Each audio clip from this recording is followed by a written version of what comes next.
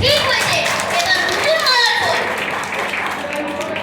এই দিন মাস্টারমশাই, আপনার বেগ, আপনি প্রস্থান করতে পারেন। আজ থেকে মধুসূদনের দায়িত্ব আমিই নেব। খুব ভালো কথা, খুব ভালো কথা। আশীর্বাদ করি, আপনার সূত্র পড়াশুনো করে অনেক বড়। আপনার মুখ উজ্জ্বল করুন। আমি আসি। মাস্টারমশাই, আপনার নাম? নাম আজ নয়, আর অনেক কিছু হয়ে ফেলেছে। আর জায়গা নেই। আমি চলি।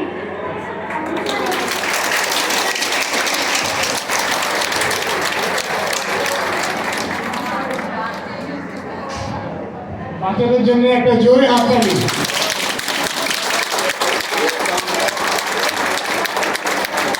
অংশগ্রহণে গিন্নিমা খিয়ানা সরকার, ছাত্র নয় ভাবার, শিক্ষক সুপ্রীত রয়, অভিভাবক সার্থক রয়, উপস্থাপনায় শ্রীমতী সোনালী ঘটক, পরিচালনায় শ্রী সিদ্ধার্থ ঘটক, নাটকের সমস্ত অংশগ্রহণকারীদের চারিত্রিক রূপ প্রদর্শন করেছেন শ্রীমতী সনিতা সরকার আর শ্রীমতী কোয়েল রয়।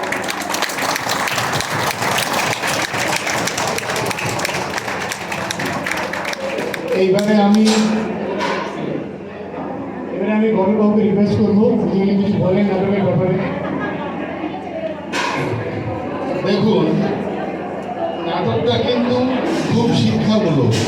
একটা মেধাবী ছাত্রকে যদি আপনি মার দোহর দিয়ে, যেটা আমাদের সময় ছোটোবেলায় হতো, আমরা মার খেতাম, বাড়ি এসে বাবাকে বললে বাবা আবার উল্টো আমাদেরই পেতাম।